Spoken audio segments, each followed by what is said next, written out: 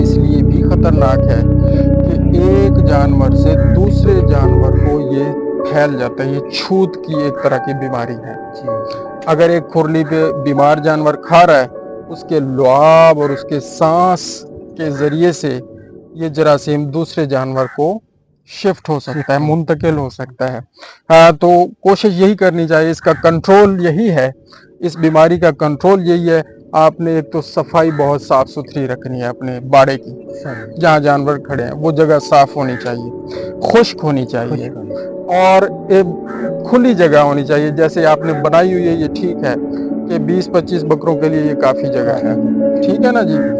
اور یہ نہ ہو کہ تنگ جگہ میں بہت سارے جانور اکٹھے ہو جائیں. ایسا کرنے سے وہ ایک بیمار جانور کے سانس دوسرے جانور کے سانس میں مکس اپ ہو کے وہ اس کے اندر چلے جاتے ہیں، نظام تنفس میں وہ جراثیم چلا جاتا ہے اور وہ حملہ ہو جاتا ہے. ٹھیک ہے، یہ کرنا ہے. اور کھرلی اس جانور کی الگ کر دینی ہے. اس جانور اور صحت مند جانوروں کے درمیان ایک سپریشن، ایک وہ باڑ لگا دینی، علیحدہ کر دینا. اس کا کھانا پینا الگ کر دینا ہے.